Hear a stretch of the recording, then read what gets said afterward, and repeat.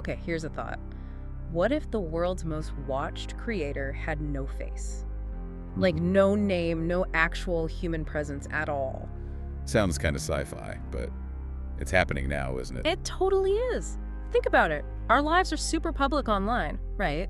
But at the same time, there's this huge, powerful rise of anonymous creators. Yeah, people putting out stuff that gets millions of views, makes real money. And you have no idea who they are. It could be one person, a whole team, maybe even an AI. Right, those faceless YouTube channels, the shorts voiceovers. AI narration, VTubers, those Yeah. lo-fi study beats that just play forever. It's a massive shift, really. Yeah. Culturally, technologically, and it makes you ask, Yeah. well, when the content is everything, does the messenger, the person behind it, do they still matter? Is their identity, their humanity even relevant anymore? Welcome, everyone, to the Deep Dive brought to you by the My Mind MashUps Network. Great to be here. We're the show where we try to unravel mysteries, spark that curiosity, and make sense of some really complex ideas together. Our goal is always to challenge assumptions, maybe expand your understanding a bit. Get you thinking. Exactly. Especially about how things like digital identity and authorship are changing so fast. Oh, and hey, if you enjoy content that makes you think, please do like, share, and subscribe. Helps us a lot. It really does.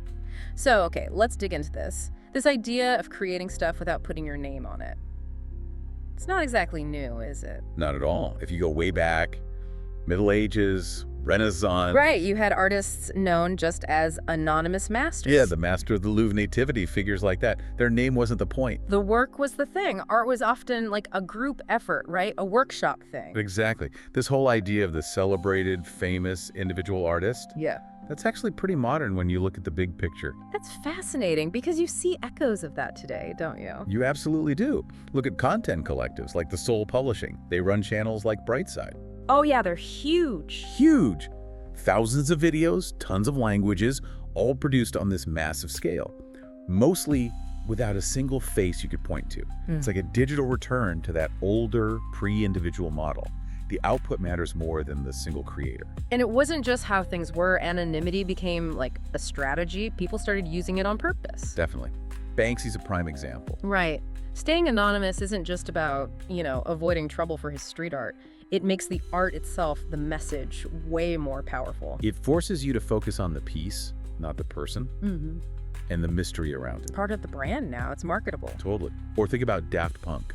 Those robot helmets, genius. Such a statement. It let the music and that whole robot persona take center stage, keeping their personal lives out of it. Yeah. That created this distance, this mystique, which is super valuable. And you see this tactic everywhere, not just music or art. Yeah, think about writers. Elena Ferrante, famously anonymous. Yeah. Or musicians like MF Doom, Sia, always hiding their faces. Right. They deliberately created that secrecy.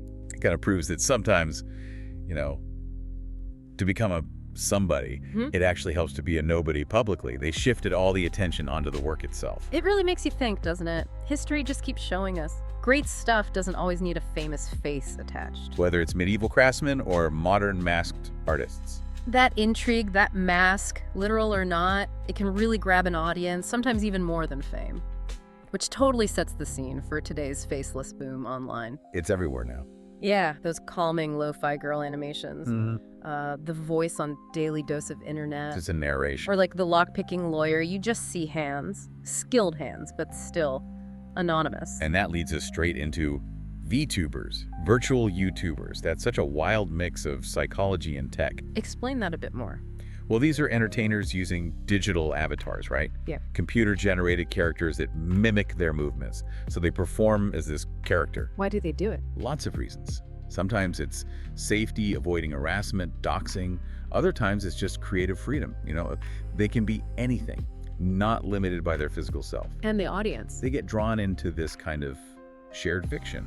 They form a real emotional connection, but it's with the curated persona, the avatar, not necessarily the person behind the screen. So the connection isn't always about the real person. Exactly. It suggests maybe what we often want from a creator, a messenger, isn't a face, but a personality, a voice that feels authentic to the content. That idea of connection is interesting, and it links to something psychological, right? The online disinhibition effect. Spot on. It's that feeling people get online. Yeah. Like the usual social rules loosen up a bit, because you're anonymous, maybe invisible. Yeah, I think we've all felt that sometimes. For sure. And it can be good. That's the benign side. Anonymity can be freeing for people who are maybe shy or introverted, lets them open up, share things they wouldn't face to face. Like Hula, the headless YouTuber you mentioned. Exactly. He stayed anonymous, switching careers, worried about judgment. It let him build his audience his own way without that pressure. You see it in anonymous support groups too. People share more deeply. But there's a dark side. Oh, absolutely. Toxic disinhibition. That same lack of restraint leads to trolls, cyberbullying, nasty comments, people acting in ways they never would offline because there's less accountability. Right, yeah. Here's the weird thing. You said anonymity doesn't always kill credibility. Sometimes it even helps. It's a paradox, but yeah, sometimes an anonymous source seems more credible. How does that work? Well, if the audience thinks the person is anonymous because they're afraid of retaliation, like a whistleblower. Ah, okay. Or if they believe the anonymity means the creator only cares about getting the message out, no ego involved. So the connection forms with the persona or the brand itself. Pretty much. Think about fans of Dream, the Minecraft guy, or Lo-Fi Girl. Strong attachments, but not to a known person. It really does suggest we connect with a personality, an authentic voice, maybe more than a physical face. Okay, let's switch gears a bit. Let's talk about the machines. Content creation by algorithm. Content farming. Yeah, it's a whole new business model. Right. Using automation to turn out huge amounts of content fast with minimal human effort. How do they do it? Often taking existing ideas, tweaking them slightly, then using AI for things like voiceovers, packaging. It's like the Soul Publishing you mentioned, Brightside and all that. Perfect example. Hundreds of channels, thousands of videos. Yeah.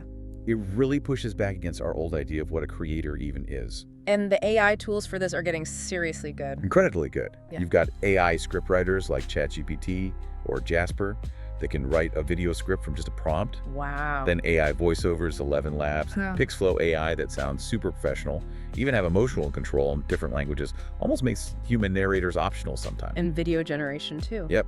Tools like Pictory, Synthesia, they can turn text into a video, grabbing visuals using digital avatars. The whole pipeline can be automated. So content can just appear. Yeah. Without a traditional creator. Essentially, yes. A human might start it, but the final product can lack that personal touch, that lived experience. It raises huge questions about copyright, authorship. Is it plagiarism? Is it just a process? It's becoming more like an assembly line. And platforms are noticing. YouTube's making changes. Big changes. Starting July 15th, 2025, they're updating their policy on repetitious content. They're calling it inauthentic content now. What does that target?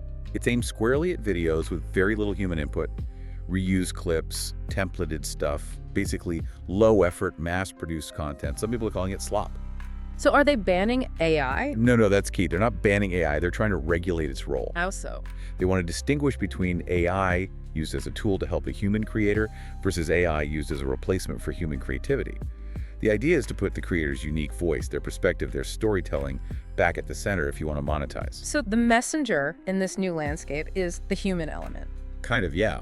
It's the unique human touch that an algorithm, for now at least, can't really replicate.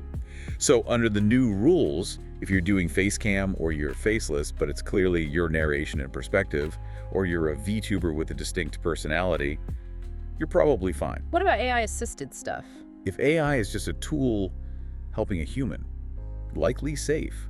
But those AI content farms just churning out generic stuff with little human transformation, high risk of getting demonetized. Okay, this is where it gets really, really interesting for me.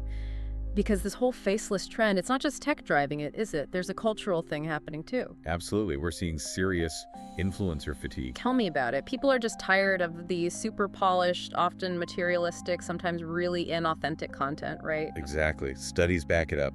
More than half of people on social media are skeptical about influence recommendations. Some research says only like 3% are actually influenced by celebrity endorsements anymore. We're just over being sold stuff constantly by people living these unrelatable lives. And that burnout is leading to something else.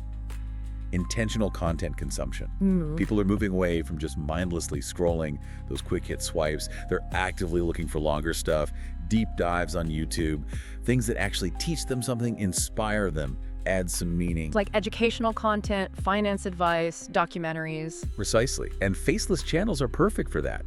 They deliver the information, the service, without the distraction of a personality cult. It's about the content, pure and simple. And this fits with like a broader decline in celebrity worship. Seems like it. There's a growing unease with just glorifying privilege and luxury. You see things like hashtag block celebrities trending. Younger generations especially seem drawn to more relatable, everyday creators or micro-influencers. It's like fame is getting more spread out, less concentrated on those big old school stars. Yeah, it dilutes that traditional celebrity aura. And here's the kicker. Paradoxically, a lot of viewers find more authenticity in content that isn't tied to a big personality. Really? How so? Well, one study found 86% of consumers say authenticity is important. And brands are realizing that faceless content, focusing just on the message or product, can feel more genuine, less like a performance. Plus, for the creator, it avoids personal drama, right? Yeah. Reputation protection. Huge benefit. No personal scandal can tank the channel.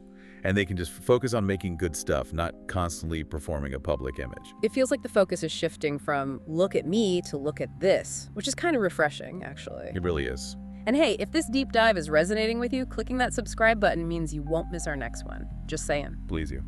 So, okay. We've covered tech, culture, history. What's the big philosophical takeaway here? Does content need a creator? Can it stand alone? It throws us right back into that classic debate, doesn't it? Street art is a great way to think about it. How so? Well, the anonymity of someone like Banksy, it challenges the whole idea of the author function, as thinkers like Foucault called it. You have to engage with the art itself without knowing the artist's story or biases coloring your view. Right. It reminds me of Roland Barthes and the death of the author idea. Meaning doesn't come just from the creator's intention, it emerges from how the audience interacts with the work. Think about a viral meme. Does anyone care who made it first? Or is the meaning in how it spreads and changes? It becomes almost democratic art. Okay, I see that. Makes the audience part of the creation. But what's the counter argument? Surely the creator matters. Oh, definitely. The counter is strong. It says that art, or any meaningful content, is deeply tied to the creator's identity, their perspective, their lived experience. Meaning and value come from provenance, knowing who made it, when, why. So the human story behind it gives it depth. Exactly. Which brings us back to that tension. Is an AI-narrated documentary, scraped together from data, as valuable, as meaningful as one made by an expert who spent decades living that subject? That's the core conflict. Efficient, scalable content versus content with profound meaning born from a human journey. And that raises huge trust issues, right? If the creator is unknown or maybe not even human, how do we judge credibility? How do we fight misinformation? It's a massive challenge. Take health advice online. You react totally differently to diet tips from some anonymous channel versus a doctor you know and trust, right? Their identity shapes how you weigh the information. Absolutely. In a world swimming with deepfakes and AI avatars, we have to get much sharper about asking, if the messenger could be anyone or no one, can I trust this message?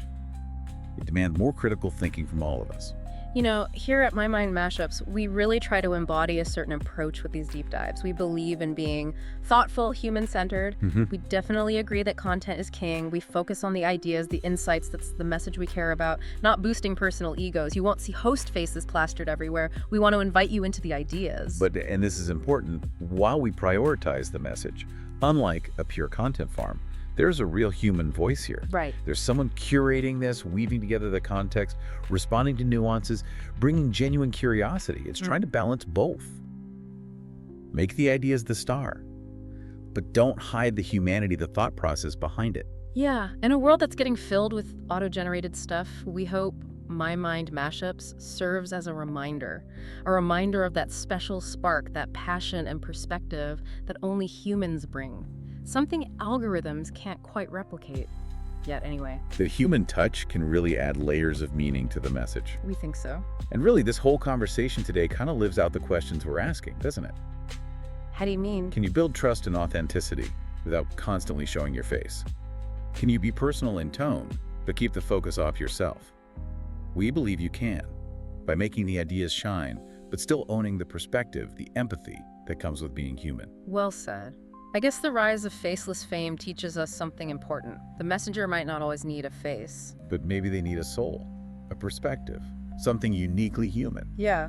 What do we actually lose when content gets totally detached from a personal viewpoint, from linked experience, from a unique voice? That's the big question, isn't it?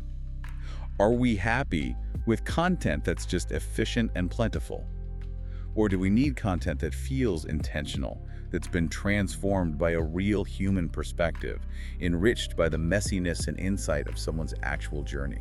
In a world where anyone or anything can create, what truly makes something worth our limited attention? Deep thoughts. So let's turn it over to you, our listeners.